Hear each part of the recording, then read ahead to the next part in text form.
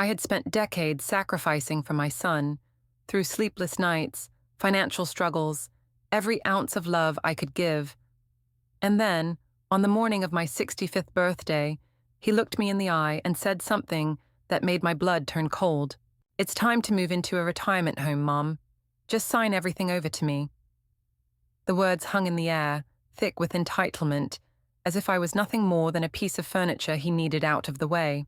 I sat there, staring at Collin, the child I had raised, the man who now saw me as nothing more than an obstacle. I didn't argue, I didn't plead, I simply smiled. And that very same day, I cut him off completely. His access to my finances, my house, everything. No more control, not a shred of pity left for him. And as for me, I walked into the most luxurious senior residence in the city and signed the admission papers myself. The door closed behind me, and for the first time in decades, I was free. "Mom," Evan's voice finally crackled back, thin and incredulous.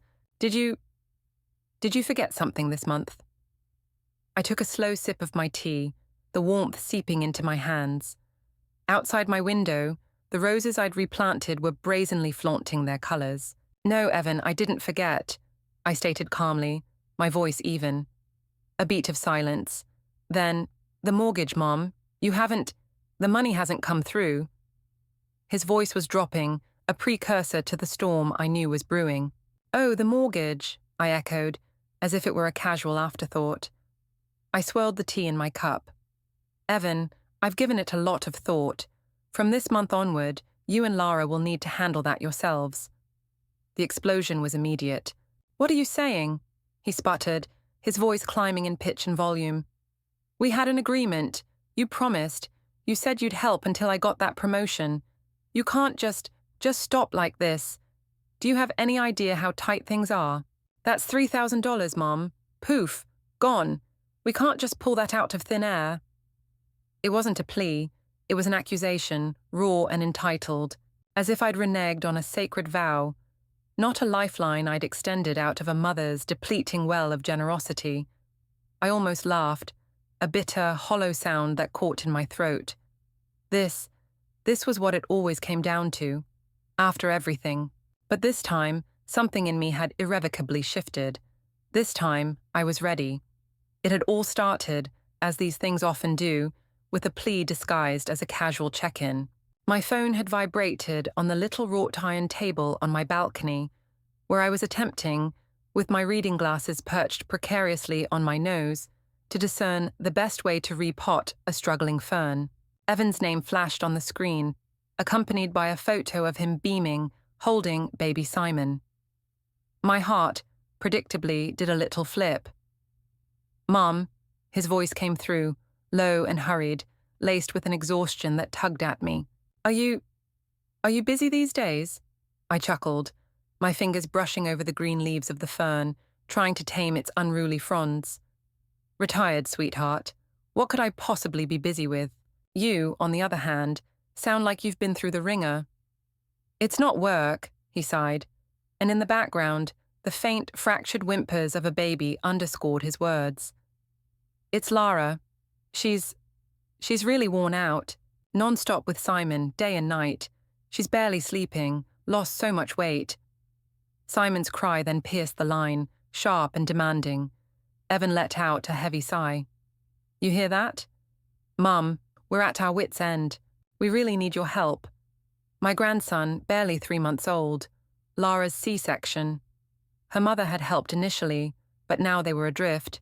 Of course, I said yes. I'll be there, I promised, without a second thought, already picturing 3 generations under one roof, the quiet ache of my empty house soothed by baby gurgles and a sense of purpose.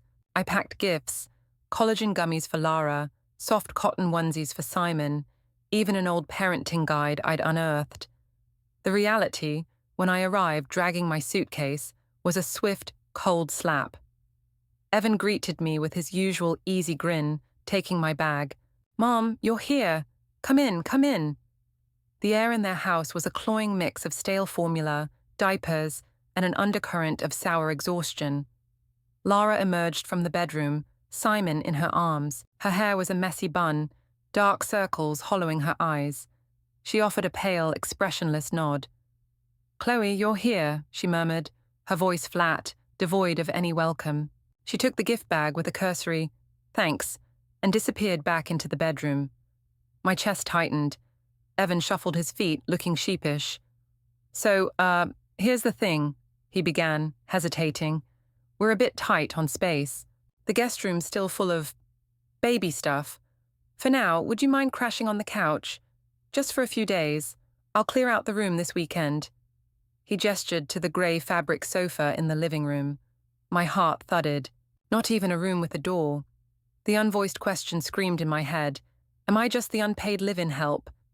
But Evan's eyes held that familiar mix of apology and desperation. I swallowed the lump in my throat. "It's fine, really," I managed, patting his arm. "The couch is wide enough."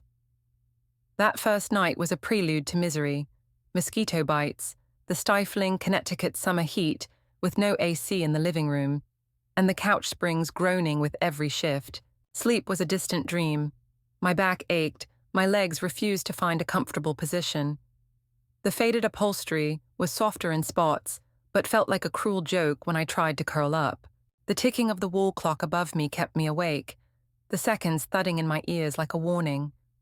At some point, my mind drifted to the years of sacrifice, the days spent behind the scenes, trying to give my family the life they deserved. What was I, if not a constant presence, always there, always giving? And now, this? A couch, a sofa that didn't even have the decency to be comfortable. It was the perfect symbol of my place in this family. The next morning, when the sun filtered in through the blinds and I groggily stood up, I found my muscles stiff and protesting. I shuffled into the kitchen, where Evan was already making coffee. The scent of brewing coffee should have been a comfort, but it only added to the dissonance. The house felt like a strange place, full of noise but lacking warmth. "Morning, Mom," Evan greeted me, offering a distracted smile as he stirred the coffee. "You sleep okay?" "Like a log," I lied, forcing a smile and sitting down at the kitchen island. The clink of ceramic mugs filled the silence between us. I wasn't sure if he could see how hollow I felt, but I didn't expect him to. Lara came into the kitchen then, her eyes red-rimmed from lack of sleep. Baby Simon nestled against her chest. She offered a faint, almost imperceptible nod as she set the baby down in a carrier, her movements mechanical, as though the weight of the world pressed on her shoulders. "Here," she said, her voice flat. "I'm going to take a nap. Could you just make sure he's okay for a bit?" I nodded, trying not to let the sense of dread fill me. "Of course, Lara." As she disappeared down the hall, I felt the shift. This wasn't just about helping out. This was about me stepping into a role I wasn't entirely prepared for.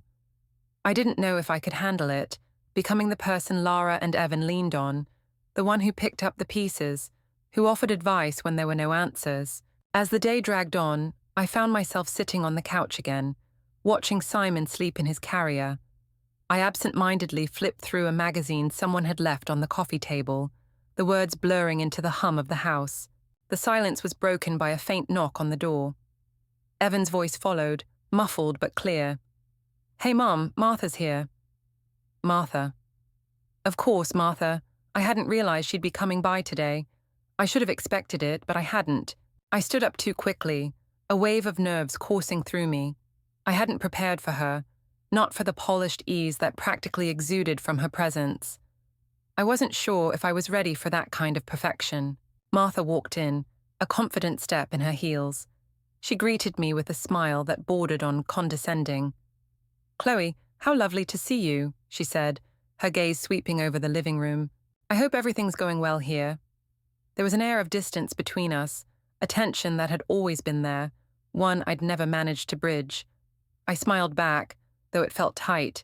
"Yes, everything's fine," I said, my voice trailing off as I stood there, unsure of what to do.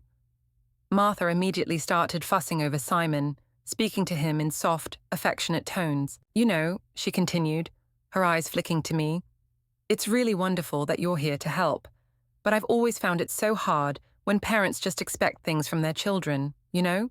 They forget about their own lives." She glanced at Evan with a knowing look. I felt a prickle of something sharp rise in my chest. This was not the time or place for judgment. Yet, as I watched Martha cradle Simon, I couldn't help but feel that same sting of inadequacy, the unspoken reminder that I wasn't the one who had the support system, that I wasn't the one who had it all together. Evan came into the room then, his hands full of papers and baby paraphernalia. "I'll just get Martha settled," he said, a flicker of uncertainty crossing his face as he glanced at me. "I think you should rest too, Mom. You've been at this all day." I nodded, trying to swallow down the rising frustration. "I'm fine, Evan. Just trying to help where I can." The night brought little relief. The couch was even less inviting in the dim light, the springs digging into my hips, the fabric too thin to offer comfort. As I stared at the ceiling, listening to the sounds of the house, the soft hum of the refrigerator, the distant shuffle of footsteps, I wondered what I had expected. I had come here to help, to offer support, but somewhere along the way, I had become invisible. A caretaker, not a mother, a servant, not a person. And in that silence, as the weight of it all pressed down on me, I realized something. Maybe this was what I was meant to be. The quiet one. The one who gave everything away, who made others' lives easier without asking for anything in return. But in the darkness, I swore I wouldn't let it continue this way. Not forever. Not without a change. Before dawn, Simon's cries pulled me from my fitful doze. I blinked against the dim light filtering in from the living room window, my body sore from the awkward sleep on the couch. My legs tangled in the throw blanket, I shoved it off and tiptoed into the hall, the wooden floors creaking beneath my weight. The baby's cries were insistent, a relentless wail that tugged at me, but also reminded me of my own helplessness. I reached their bedroom and paused at the door. Lara was sitting in the rocking chair, her back to me. She rocked Simon in her arms, humming a tune under her breath, her eyes distant, as though the baby wasn't even there. Evan lay sprawled beside her, completely oblivious, sound asleep, with his arm draped over her side, his snoring deep and regular.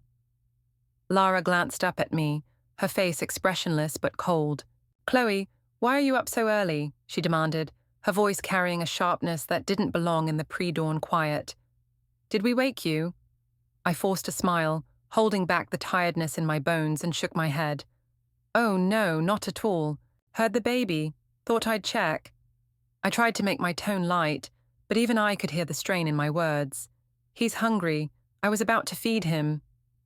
Lara's voice was flat, almost robotic, as if the entire routine had become too much for her.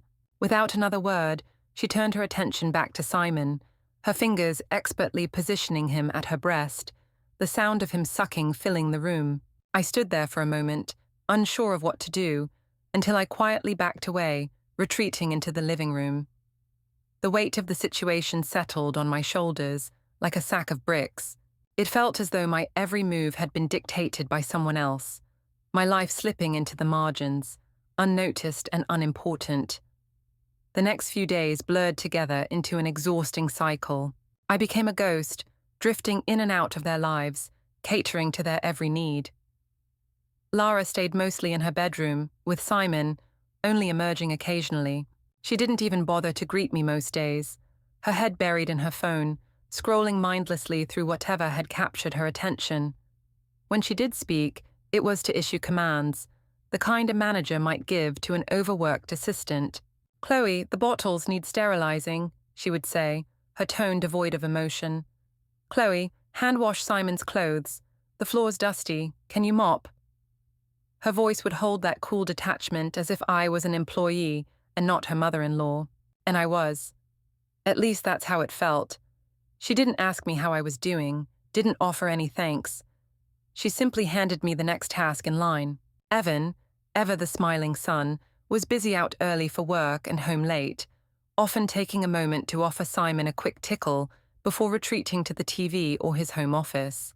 His affection felt performative, a mere token of what he thought he should do, but not enough to lift the burden from Lara's shoulders, or mine. And mealtimes, those were the worst. Lara's cooking was always the same. Heavily seasoned, spicy dishes meant to satisfy Evan's taste, but they did nothing for me. I'd pick at a plain salad or nibble on some bread, trying to avoid the dishes that burned my stomach and made me feel like I'd swallowed fire. One night, as we all sat at the table, Evan wolfing down a plate of her spicy curry, Lara shoveling bites in with a tired, automatic rhythm, I ventured, "Lara, my stomach's a bit delicate. Perhaps something lighter next time. A simple soup or some steamed vegetables." Her response came without even a glance up from her phone. "Chloe, you'll just have to make do," she said, her voice cool, indifferent. "I'm exhausted with the baby. I don't have energy for separate meals. If it's really a problem, you can eat out."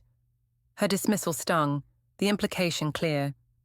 "You're lucky we're feeding you at all." I didn't respond. There was nothing more to say. Instead, I sat quietly, pushing the salad around my plate as the conversation continued around me, disconnected from my discomfort. The resentment that had been simmering beneath the surface finally bubbled to the top.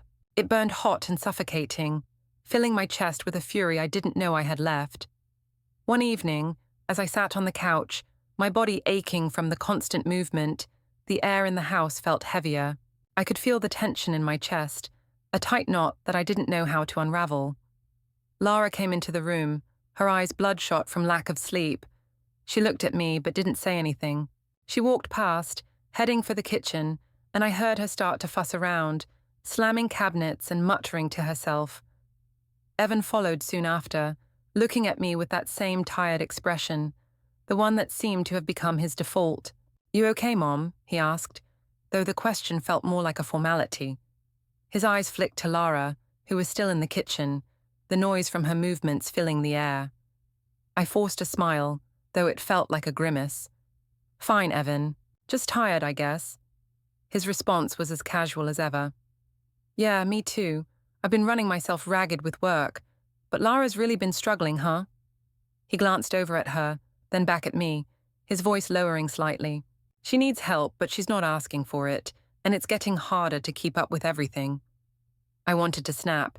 I wanted to scream that I was the one who had been pulling all the weight, that I was the one who had been living on this damn couch while they pretended everything was fine. But I didn't. I didn't have the strength for it. Instead, I just nodded. "I know, Evan. I see that." Evan looked like he was about to say something else, but at that moment, Lara emerged from the kitchen, holding a bottle of wine. "Chloe, do you want some wine?" she asked, her tone sweet, but there was an edge to it I couldn't place. I looked at her, her pale face framed by messy hair, and nodded, grateful for the distraction. "Sure. Just a little, though. It's been a long day." Lara poured the wine without another word, the silence between us thickening as she handed me the glass. Her eyes never met mine, and I knew then that this situation, wasn't going to change. Not until I made it change. Not until I took control. That night, as I lay in the darkness, the same ache in my body, the same bitterness in my heart, I made a decision. The constant giving, the bending to their every whim, it wasn't enough. It would never be enough. I had given everything to this family, and what had it gotten me? A couch, a life spent unnoticed. I wasn't going to let this go on any longer. I wasn't going to spend the rest of my life catering to them, silently resenting them, while they lived in their bubble of entitlement. Something inside me snapped, and I knew, tomorrow, things would be different. I would find a way to make them see me, to make them respect me, to take back the life I had lost. I took a deep breath, the first in what felt like forever, and closed my eyes, preparing myself for the battle ahead. I would no longer be the invisible woman on the couch. The third afternoon arrived with an unbearable heat, one that hung in the air like a heavy blanket, suffocating everything it touched. Simon's cries sliced through the stifling silence, his little face flushed with discomfort, sweat beading on his brow. I could feel the weight of his suffering in my bones, a gnawing ache that wouldn't let go. My shirt clung to my back, damp with the effort of keeping him cool, of pacing the small living room with him in my arms. The old air conditioner, one of those dusty, half-functional models that seemed to hum with weariness, beckoned. It was barely adequate for a house of this size, but it would be enough for a while. Just for Simon, I told myself. I clicked it on, and the cool air was like a balm, a quiet whisper of relief in the midst of chaos. Simon quieted almost immediately, his cries subsiding into soft, peaceful coos. I watched him settle, the tightness in his little body easing as the warmth melted away. I exhaled, letting my own tension unravel. The baby was settled, the house was cooling, and for a brief moment there was peace. I was about to sink onto the couch when the bedroom door slammed open. Lara stood there, framed in the doorway, her eyes burning with fury. She marched toward the air conditioner, her footsteps heavy, as though each one carried the weight of her anger. Without a word, she slapped the power button, and the cool air vanished as quickly as it had arrived. The temperature in the room shot up once more, the oppressive heat immediately closing in around me. "Chloe," she snapped, her voice sharp and accusing, loud enough to rattle my bones. "Do you have any idea how much electricity that thing uses? We're drowning in bills, formula, diapers, the mortgage. We can't afford to throw money away running the AC. Use the fan. It's enough for a baby." Her words hit like a slap across my face, each one sharper than the last. It wasn't just about the electricity, though that was part of it. It was about how she saw me, how she saw my efforts as an imposition, as a drain on her resources, rather than a simple act of care for her child. The humiliation stung, raw and unrelenting, and for a moment I felt my stomach twist. How easily she could dismiss me, how quickly she could reduce my presence in this house to nothing more than a servant, invisible and expendable. The cool air, the small comfort I had given, had been swiftly shut off, both literally and figuratively. I stood there, my heart pounding in my chest, a mix of rage and sorrow seeping through my veins. The anger, a hot flush of betrayal, rose in my chest, but beneath it, a quiet despair curled like a weight I couldn't shake. This wasn't what I had come for. I had come to help, to be a part of their lives, to be needed, but all I was to them, it seemed, was an obligation. Simon, restless in my arms, let out a soft whimper, his discomfort rising with the temperature. I tightened my grip on him, trying to comfort him despite the growing lump in my throat, but I couldn't shake the feeling of being utterly alone in this house, of being nothing more than a ghost flitting between the walls, ignored and underappreciated. Lara, having delivered her reprimand, turned sharply and retreated back into her room, the door slamming behind her with finality. The sound echoed through the silence, a resounding reminder of her dismissal. I stood there for a moment, the stillness of the room pressing against me like the heat. I refused to cry, refused to let the tears fall, but they burned behind my eyes, the stinging ache of humiliation too raw to ignore. I carried Simon over to the balcony door, the air inside the house now heavy and unbearable, and opened it wide. The faintest breeze drifted through, but it was too little, too late. Still, I moved into the balcony with him, picked up the hand fan, and began waving it slowly, mechanically. The rhythmic motion calmed me, but not in the way it once did. It wasn't the soothing gesture I had once found so comforting. Now it was just a way to stave off the suffocating pressure of the house. I looked down at Simon's innocent, flushed face, his little eyes half closed in sleep. He looked so peaceful, so content in his ignorance of the world around him, the chaos that was brewing just beyond his small world. My heart ached for him. The past few days replayed in my mind. The couch, the mosquito bites that left their marks on my skin, the dismissive meals, the endless tasks, and most of all, the deep resounding sense of invisibility that had settled in me like a second skin. They didn't see me as help. They saw me as an obligation fulfilled, a duty checked off. My kindness was their due. In that moment, something inside me went completely still. The flurry of thoughts and emotions that had been swirling for days settled into one quiet, unshakable decision. Cold, hard, unforgiving. A decision formed in the silence. A decision to stop being invisible. To stop giving my love and care to people who didn't value it. I stood there on the balcony, Simon cradled in my arms, the stillness of the house pressing in around me. The air was thick, the weight of the past few days too much to bear. My chest tightened with the heaviness of it all, But I knew then that something had to change. I was done being the invisible woman on the couch. I was done sacrificing my dignity for a place I didn't belong. The calm resolve that settled over me was like a wave crashing into the shore, sweeping away the last remnants of my doubt. Enough, I whispered, barely audible even to myself. The word hung in the air, a promise. The decision was made. Tomorrow I would confront them. I would demand respect. I would stand up for myself and make them see that I was not a mere accessory in their lives, not just an unpaid helper they could dismiss at will. It was time for them to understand that I was a person, not a shadow. And with that, I knew I would take my first step toward reclaiming the life I had forgotten, the life that had been buried under years of quiet submission. Tomorrow, things would be different. I wouldn't just be Chloe, the silent mother-in-law. I would be something more, something powerful. I took another deep breath, this one full of determination, and closed my eyes. The next day was coming, and with it, a reckoning. I would no longer be the woman on the couch. I would be the woman in charge of her own life, and they would have no choice but to see me. That evening, I pulled Evan aside. "Evan," I began quietly, my voice carefully neutral, "I'm heading home tomorrow." His hands froze as he was taking off his jacket. "What? So soon?" he stammered, surprise flashing across his face.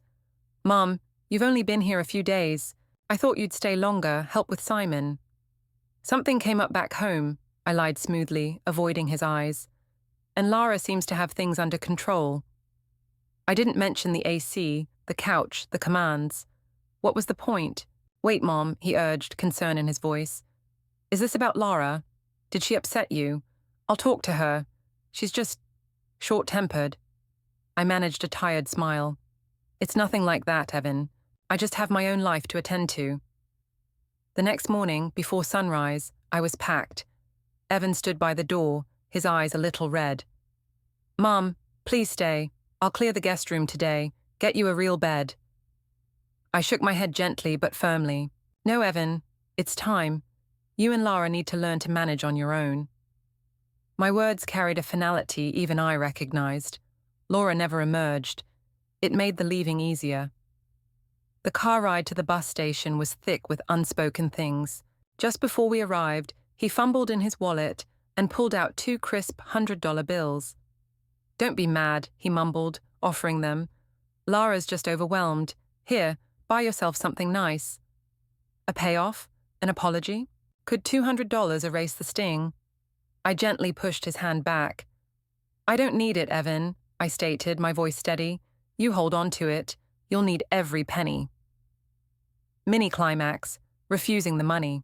I stepped out of the car and walked into the station without looking back. On the bus, as the scenery blurred past, a profound clarity settled over me. Back in my own sun-drenched, quiet home, I collapsed onto my bed, the scent of fresh laundry and peace. I thought of how my late husband and I had drained our retirement to help Evan with his down payment, how I'd continued, sending $3,000 a month for their mortgage for over 2 years. Believing giving begat gratitude, now I saw. The more I gave, the more they expected. To them, this aging mother didn't even have the right to cool her overheated grandson. The end of the month approached. I sat on my comfortable couch, opened my banking app. My finger hovered over the transfer page. Lara's cold eyes, Evan's guilty silence, the lumpy couch. Was it worth it? No, it wasn't. Instead of transferring funds, I browsed travel sites, community college catalogs. That money, from now on, was for me. For dignity. Evan's furious call, the one I had anticipated since that fateful conversation, was only the beginning. After I had firmly told him that the financial support would stop, that he was a grown man who needed to carry his own weight, and that my help had been a kindness, not an obligation, he muttered a half-hearted, "Oh, I get it," before slamming the phone down. But deep down, I knew it wasn't over. It didn't take long for the next eruption to come. The following afternoon, an unfamiliar number flashed across my phone. "Chloe?" Lara's voice came through, raw and shrill. "What in the hell is this supposed to mean?" she practically screamed. the anger seething beneath every word. "You think you can just back out? You promised Evan." "It's dishonest." I let her vent, her words coming in a harsh torrent of accusation. Irresponsible, selfish, liar. I heard the desperation behind the anger, and I thought of her. The same woman who had coldly switched off the AC for a crying baby, now accusing me of heartlessness. Finally, I spoke, my voice as steady as I could make it. "You're right, Lara," I began, carefully choosing my words. "I did decide to stop. I helped because I wanted to. Now, I need to help myself." Her voice grew even sharper, and something colder entered her tone. "That's low, Chloe. If we default on this mortgage, do you understand what that means? Are you prepared for that responsibility?" "Lara," I said quietly but firmly, my heart pounding in my chest. "That responsibility was never mine. That house was your choice, your loan. Being Evan's mother doesn't make me your financial safety net. I owe you nothing. I'm just done pretending I have no limits." The line went silent, a tense, uncomfortable pause that felt like it stretched on forever. When the dial tone finally broke the silence, it felt like an echo of finality. The peace didn't last long. A few days later, my friend Carol called, her voice filled with concern. "Chloe," she began, her words cautious. "Lara came by the rec center, said you cut them off, called her a freeloader, accused her of bleeding you dry and driving her into postpartum depression. She's telling people you said, and I quote, 'I'd rather donate to a stray dog than give another dollar to your house.'" My heart sank, the shock of it knocking the breath from me. I hadn't said that specific cruel thing, but Lara had twisted my words, distorted the truth, and painted herself as the victim.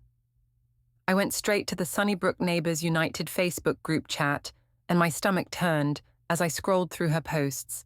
There it was, her screenshot of a private message I'd sent to a friend, one written in a moment of bitter humor.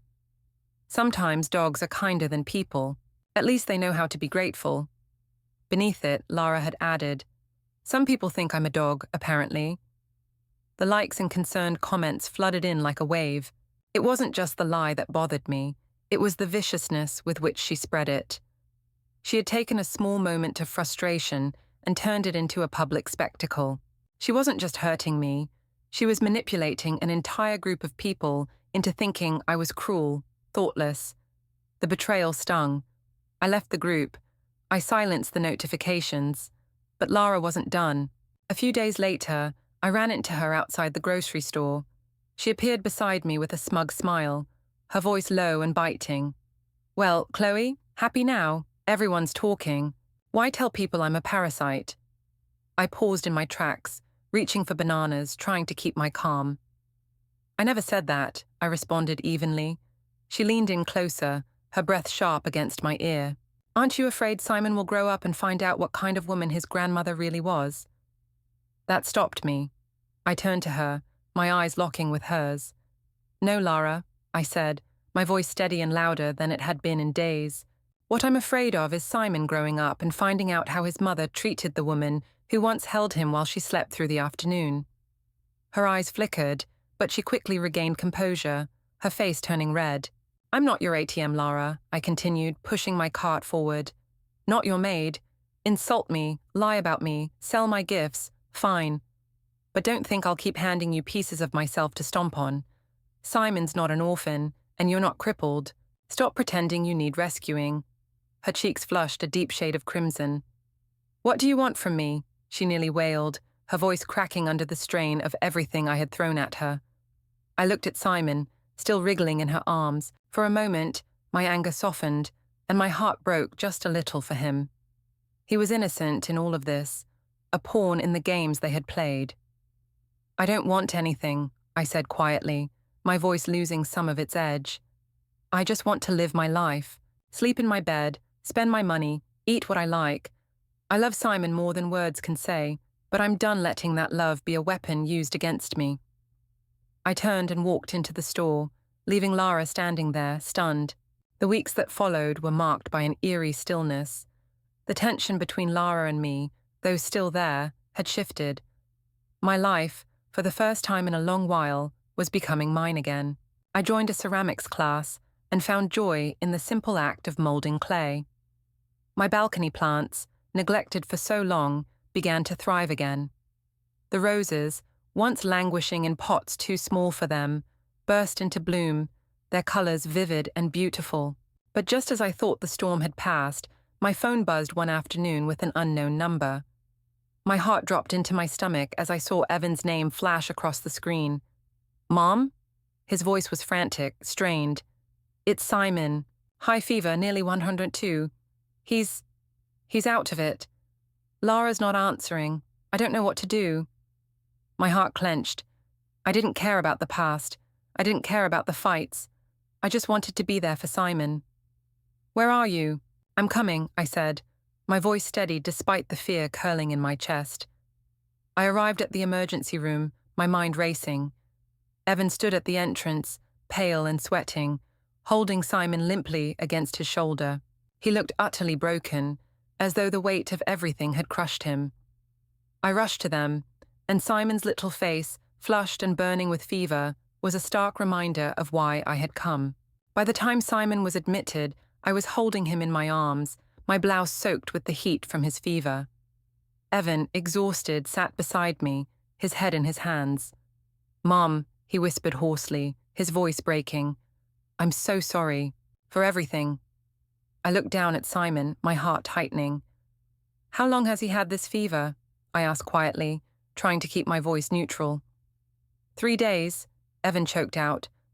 "Lara said it was just a cold. I believed her. She was at a friend's gathering last night. God, I didn't think." My gaze hardened, my voice cutting through the air. "Your son, Evan, your son, had a fever for 3 days. You went to work, she went partying, and your baby was burning up." His head dropped, shame flooding his face. Meanwhile, Lara was facing her own reckoning. A college roommate, now a pediatric nurse, had seen Lara's Facebook post from a trendy cafe. "Being a mum doesn't mean forgetting who you are," and commented publicly, "Funny, your kid's in the ER right now with a 102 fever.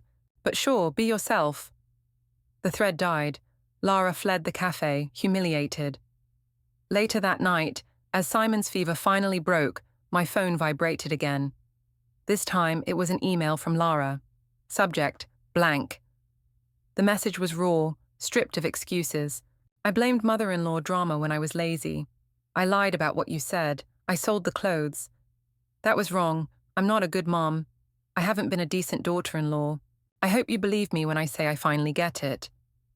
The message was accompanied by an old photo of us, laughing in the kitchen as we baked together, a genuine moment from a time before everything had fallen apart. I set the phone down, my fingers trembling.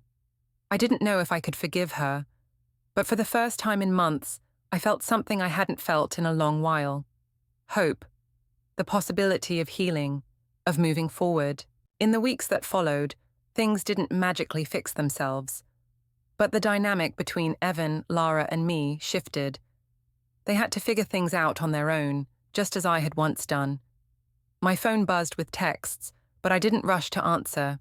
I answered when I was ready, when I knew I could help without being depleted. My life, the one that I had nearly forgotten, slowly came back to me. It wasn't perfect, but it was mine again, and this time I was living it for me.